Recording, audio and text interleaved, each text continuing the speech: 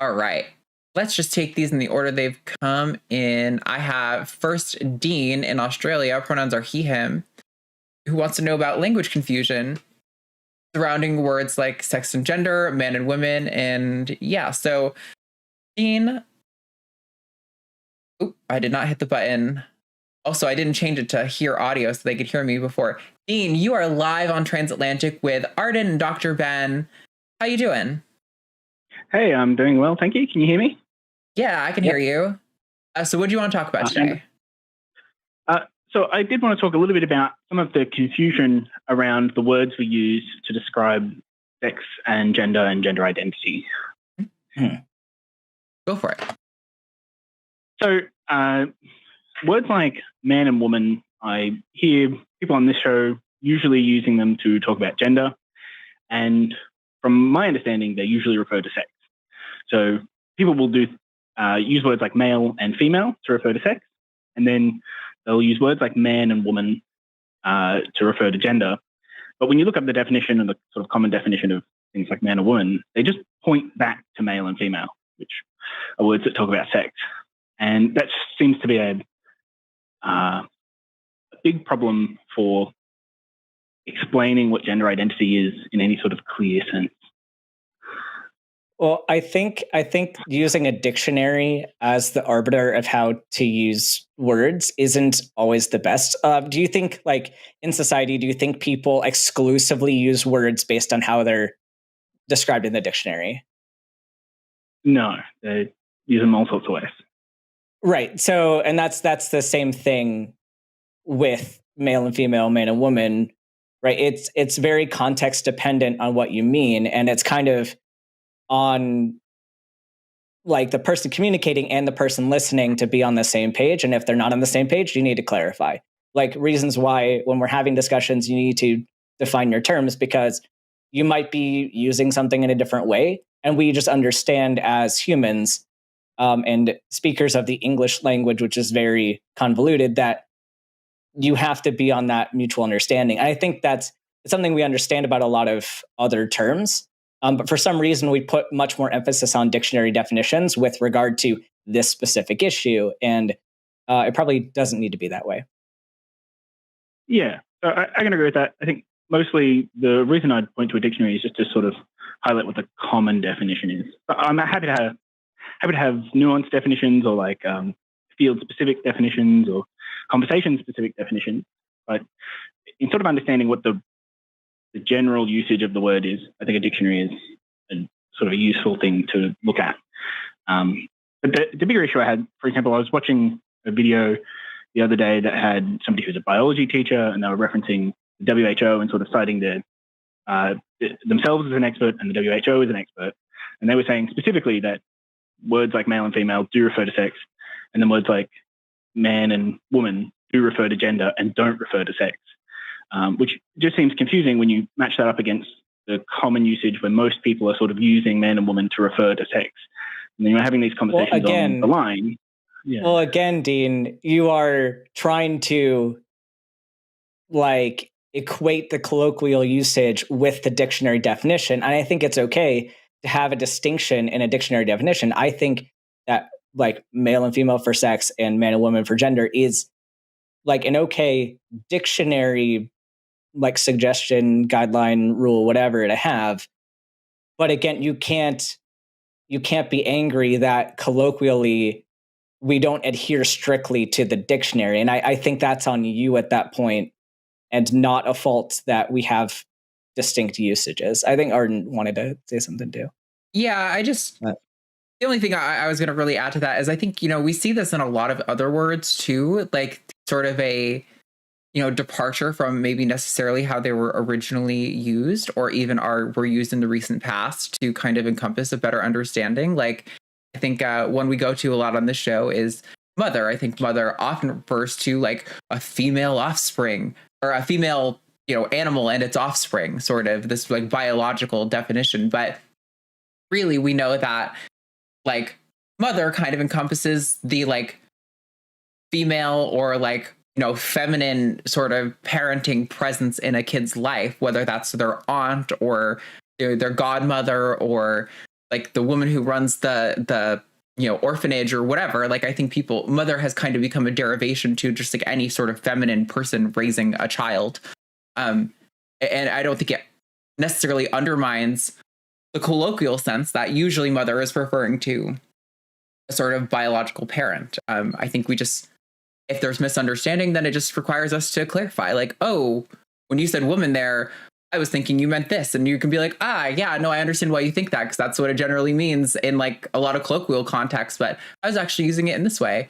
I think that's kind of just a normal, like, we just need conversation to resolve that, Yeah, I absolutely agree. I just think when I listen to conversations on the line, I get that a lot of the callers are using one definition and the hosts are often using a slightly different one.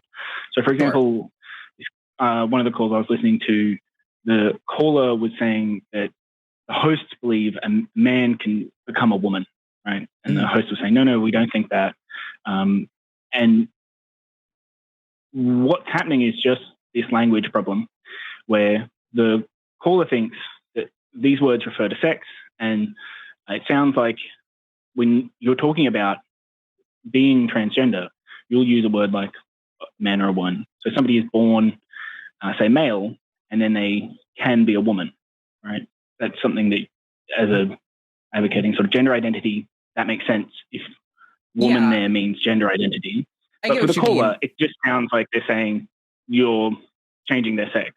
Yeah, I understand. That's like a really common thing. I actually saw a clip recently. Jane Fonda was on the Bill Maher's like talk show or something, and what Bill Maher said I thought was so funny, because it shows that if he actually understood what trans activists were saying, he would probably be on our side about the issue, at least in this one particular case, where he was like, people are saying men can get pregnant now. And he was saying, I completely understand that trans women can get pregnant, but the men thing is what gets me. And I'm like, okay, clearly you misunderstand what we're saying here. You're thinking we're saying that people like me, assigned male at birth, can get pregnant.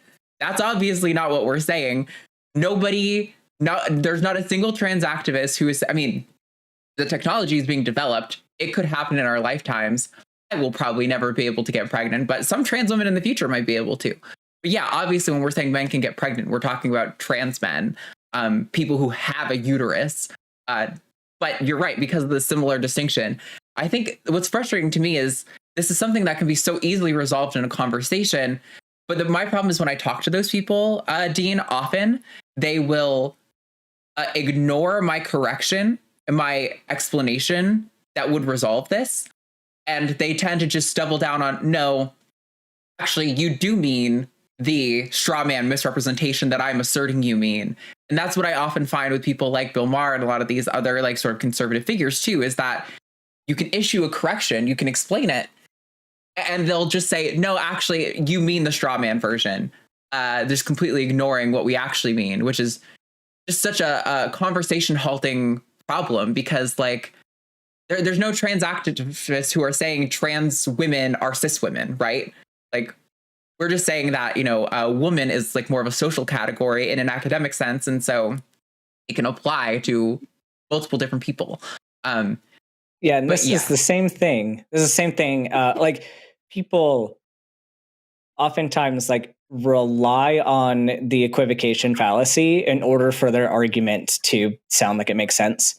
Like it's the same thing that happens with the use of the word abortion. It's the same issue that happens with regard to puberty blockers and gender affirming care for minors, because people will use the word minor, and in reality, we're talking about a 16-year-old who may or may not be emancipated, versus like people hear minor and think 5-year-old.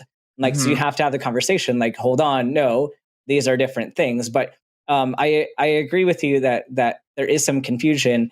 And to Arden's point as well, like people rely on that confusion to spread misinformation.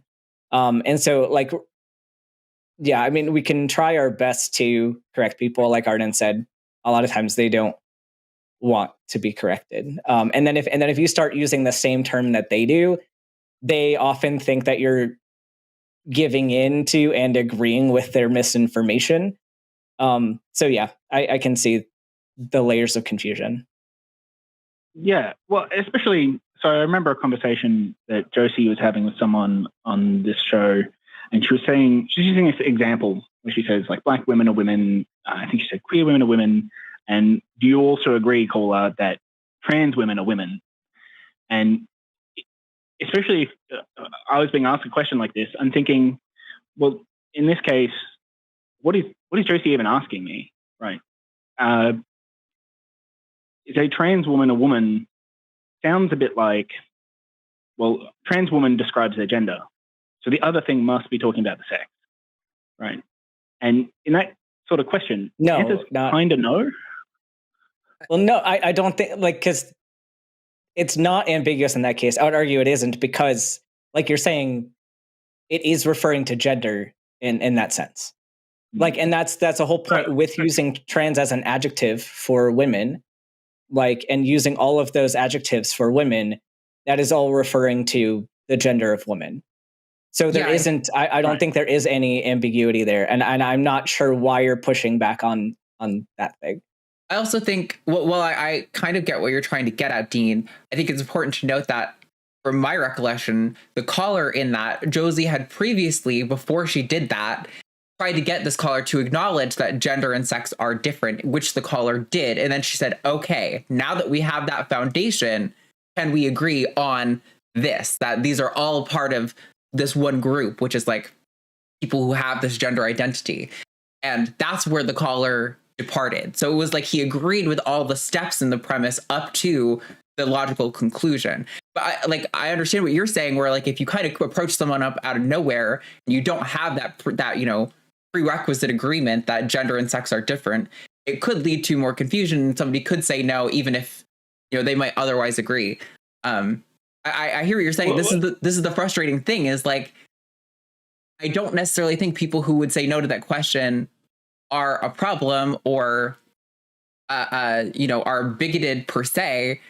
But when you agree with everything up to then, at that point, you are like you're demonstrating that you're ideologically committed to this position and that you're not actually willing to follow the logical conclusion. I can understand that, especially in that caller's case. I probably do have that view, though. I tend to think that trans women is referring to something that I don't think makes sense. I struggle with gender identity. That's on you, and then. Initially, I was going to... Yeah, Dean, that's on you then. If you listen, if someone tells you their definition and they say, this is how I'm using this word, and you say, no, you're actually using the word in the way that I think you're using it, that is on you not listening to what the person's definition was, right? If they clearly tell you their definition and you say, and you can disagree with the definition, but then you're back at square one, and then you're just arguing over the definition of the word. Yeah, no, that's fine. I just mean... So that's on you. That's on you then. Yeah, I think some of the things for some callers, it'd help to make that distinction even clearer, perhaps. So... Right. And not everyone's going to need the same conversation. And that's why we tailor things a bit differently to everybody.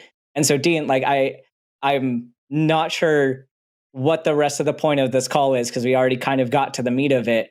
But, like, if you don't like the way definitions are used in a certain conversation, have the conversation with the other person, communicate what you mean, and then move on from there. But, like, I'm not sure what else you're trying to communicate here on this call. Yeah. Okay. So in many other contexts, I think we're using an equivocation that just makes things confusing. So, like, in sports, do you think the distinction between men's and women's sports is a gender-based distinction or a sex-based distinction?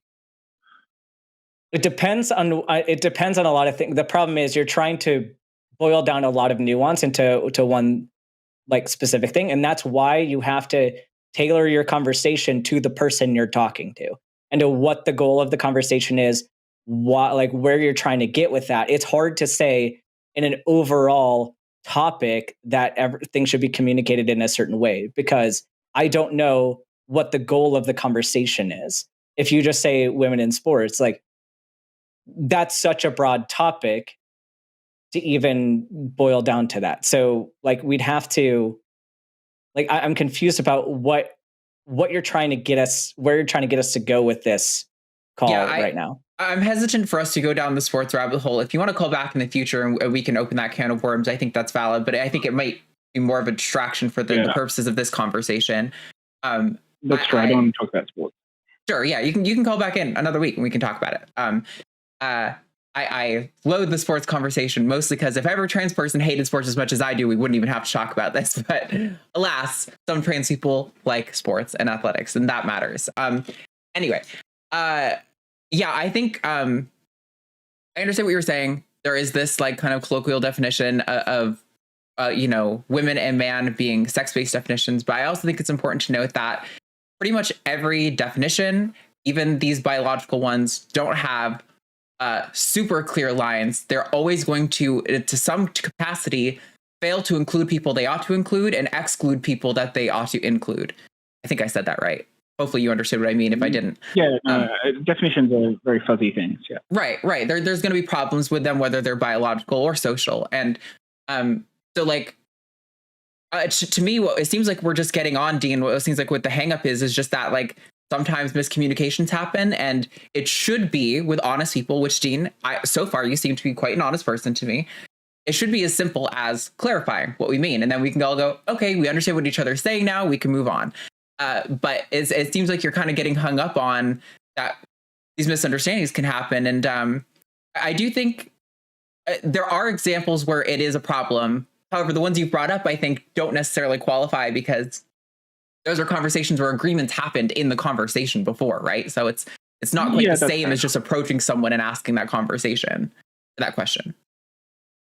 Yeah, that makes sense. I suppose the real problem I'm having is that I don't really understand gender identity, as I said earlier. And when I try and understand it and have these conversations, I'm never quite sure exactly how people are using the words. And so my intention with the call was to sort of run through the language and get a better understanding of, like, when we're talking about gender, when we're talking about sex, and when we're talking about gender identity, which seems to be sort of a third concept again, and then to try and figure out exactly what gender identity is. Because when I understand there are things like male and female, and then I could also understand my view would be gender is words like masculinity and femininity and androgyny and things like that. And when you add these sorts of things together, there's not much room left over for gender identity. And a trans person sort of sounds more like they may be a person of one sex that would prefer to be another sex, and rather than this concept of gender identity. And that's a bit confusing for me. So gender identity, I think, Ben, you can tell me if you have a different definition, but I generally describe gender identity as a durable psychological construct that is someone's deeply held sense of self with regard to like gender or sex. And I realize there is a problem there with gender and sex where gender is used, it's like love, where it's used for like 6 different things. Gender can be, as you pointed out, like masculinity or femininity. Gender can be sex. Gender can be gender identity. It's used in a lot of different ways, and that is such a hindrance to conversation, but it's the English language, so so be it. But yeah, generally when we're talking about gender identity, and this is something there is quite a lot of research on, gender identity tends to form and become pretty solid from a very young age. I know there are some studies showing kids as young as like 2 starting to develop that really strong sense of gender in relation to the world. And I don't think trans people are any different from that. But it's like, in my estimation, the brain is a part of your biology, right? And your sex is a part of your biology. We don't really have conclusive data on like things like hormone washes or brain structures, unfortunately.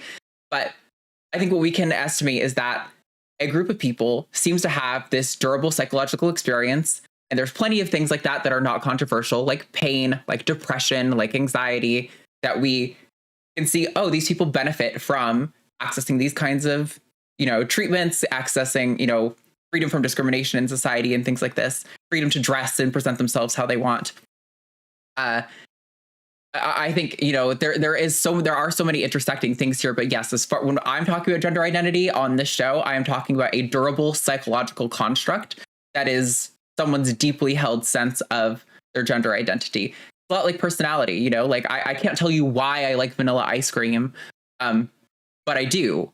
And that's just a deeply held sense of my preferences for ice cream. I think people have the same. same construct as it relates to their sex and gender. And that is what gender identity is. Yeah, and another way to think about it too is like Dean, are you familiar with like a biopsychosocial model? Have you heard of that before? I haven't heard of that, no.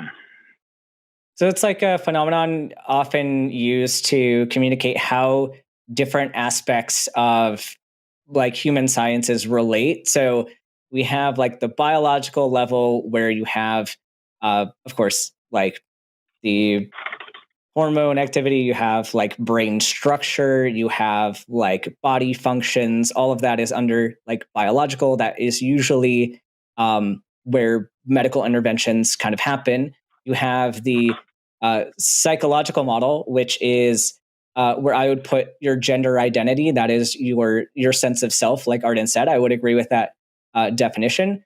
And then the other component is the social component, where like the field of sociology becomes very important because you don't live in a vacuum. Even if you isolate yourself from other people, you still have aspects of you that have related to other people in some way. And so all of that has to factor in. And that's where I would put the like the general term of gender would go under social. So you have your body, how it functions, you have your brain, how it functions, and then you have how do these integrate with society, and that is gender. And so it's how you interact with other people. It's how what social roles you take in society. Because even though a lot of us would say that we don't agree with strict gender roles, there are still ways that people interact with society that are based on their gender identity of like male or female or man or woman, however we're using those terms. All of that kind of goes into how you're going to interact with the rest of society. And an example of this is how you make assumptions based on other people, based on their hair length, the clothes that they're wearing, the way their body looks. I'm sure you don't inspect everybody's genitals who is in public with you before you call them she or he or anything like that, right? Like that's an assumption you make based on cultural norms, correct? Yeah, no, I do. So that's where gender fits in. So a lot of trans people, we're in a situation where our like biology and our psychology do not line up, and therefore our interaction with society gives us distress, at least gives a lot of us distress. And so where we'd like to say that your interaction with society shouldn't depend on your biology or your psychology, it does. And we can't separate that out. So you have to make certain changes in order to interact with the world in the way that is either the least distressing or the most optimally beneficial. And so that's where social transition, physical transition comes into play. So I think that model might be easier to understand for you. Does that kind of make sense? Okay. Yeah, I think so. I should note that even if you take sort of my view and a trans person would be, for example, a man that would prefer to be a woman, it still doesn't make any sense to deny people access to making themselves present like a woman or to restrict their rights or do anything. Like it's a totally harmless and sort of preference to have, and totally beneficial for the person if they want to. The same way you might have a preference for painting, it doesn't make any sense to restrict people from doing painting. Or like Arden said, she likes vanilla ice cream. It'd be weird to say, well, she can't have vanilla because the flavor she's meant to like is chocolate or something. That'd be, even on sort of my view, it's not to sort of deny the identity and say that doesn't make any sense. I just, when you're talking about having a durable sense of self, I struggle to find what that points to. And when you talk about if you like ice cream as a preference and you have a durable sense of knowing that you like this flavor of ice cream, I kind of know exactly what that's talking about. I know what that's pointing to. And if you were describing trans identity as a preference to be a specific sex, or as just a preference to be perceived as a sex in society, that would make we wouldn't say that it is. And so that's the thing, though. You're applying this preference label you're applying this preference label, and we're disagreeing with that. It's not a preference. Like think of this more like your name, or like so if you, I don't know if Dean is your actual name or if it's a pseudonym you're using to be public, but like a lot of people have a sense of self related to their name, and that is something that is socially given to you, right? Like there isn't something in the universe, or at least most of us here don't believe that there's something in the universe assigning you your name.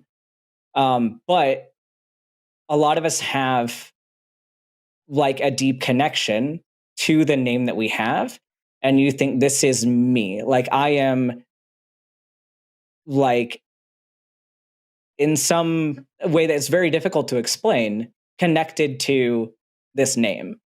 And so I would hesitate to use something like a preference and use it more in line with certain other identities that you might have.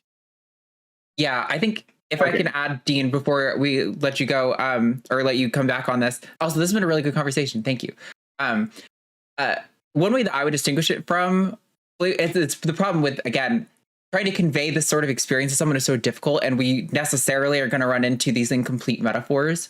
But you're right that, or I would say it's not the same as a favorite flavor of ice cream, in that, well, it is this like personal experience that you have that there's no real good reason for. It just is, and you're aware of it. You can get really sick after eating something. You can get food poisoning, and that trauma can make you hate that food for the rest of your life. Suddenly the thing that you love for all that time, that's happened to me with shrimp. I used to love shrimp, had one really bad thing. Now I can't eat shrimp. I get sick even thinking about it. Right? But this is actually the opposite of the case with gender identity. We have tried conversion therapy. We have tried treating people like they were schizophrenic, and all of those things only induced trauma in people, and it didn't make their gender identity go away. What it did is made them deeply ashamed. It made them hide it. It made them engage in self-hating, self-mutilating behaviors, suicidality and depression. There's no like trauma you can go through that will mute that gender identity in the vast majority of cases. I'm sure there are some outliers, but the majority of the time when we see things that would be the equivalent of like a favorite flavor, that would make you sick and stop liking it. In the case of gender identity, it doesn't do that. It doesn't accomplish that. It just makes them still have the gender identity, but hate themselves for having the gender identity. If that makes sense. Yeah, no, that makes sense to me.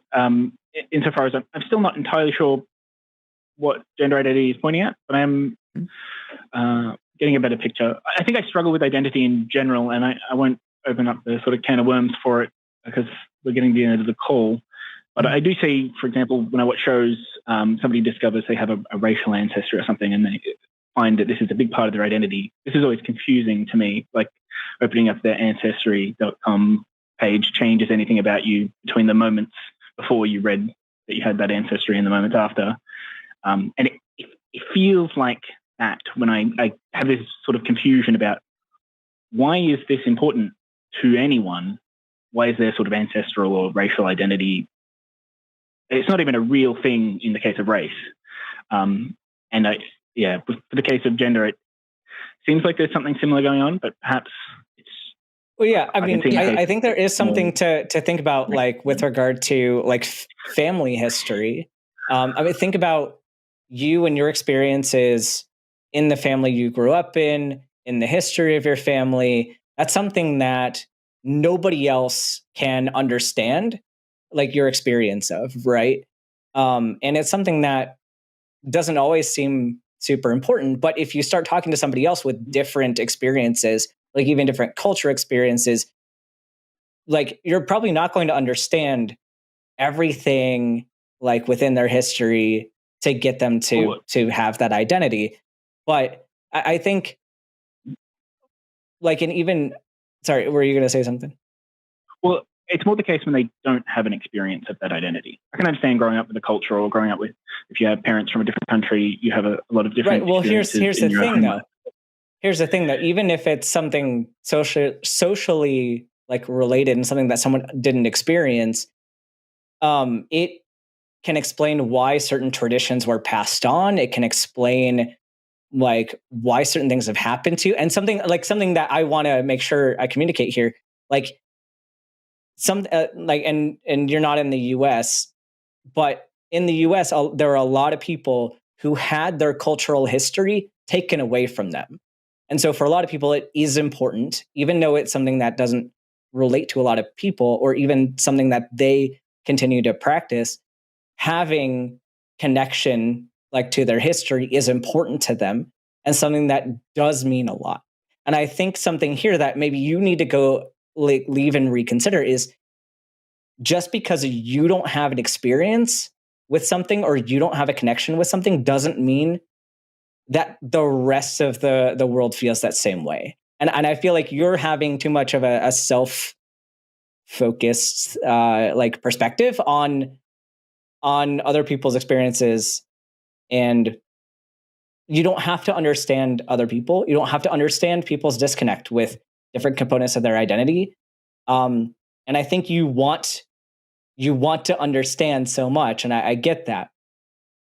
But you're not going to understand everybody else. And there's a point where you need to say, I don't need to like deep dive into why other people think this way or identify in this way. Because like you just might not. You might not ever understand that. I certainly see what you're talking about. I don't need to understand everyone's personal experience of their own life. But in many of these cases, it feels like the same kind of thing as when I'm talking to people about religion, and they say, well, you just don't get it. And it's fine. I don't need to understand if you have a religious experience or whatever. But the underlying fact of the matter is quite important to me.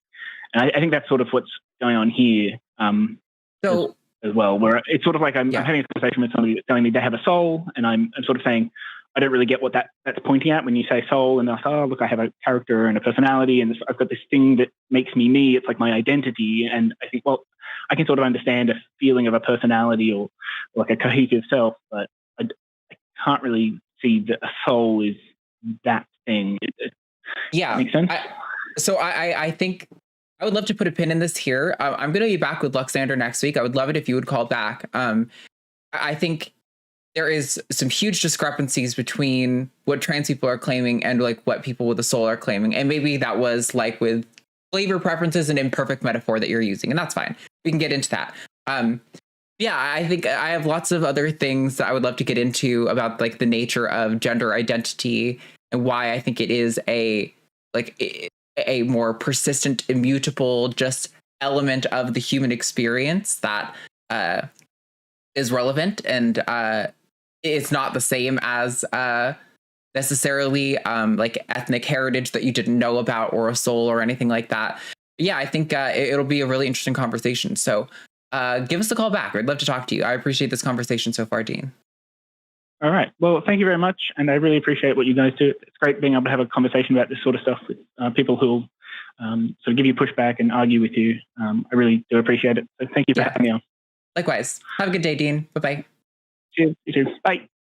Hello, and that was, if I had to say, probably the worst clip I have ever seen on the line. Frankly, that was terrible because they say a lot of facts, but we have alternative facts on our side. Now, do remember that if you are seeing me next to some woman who, frankly, not impressed, but if she were to laugh, that would be an endorsement of me, Donald Trump. A laugh is an endorsement, so do not smile or your face will crack. Don't do it. You can't do it. Okay, I really thought she would break by now, so it's kind of ruining the bit I'm trying to do here. But you can like, you can subscribe. Oh, there it is. She endorsed me.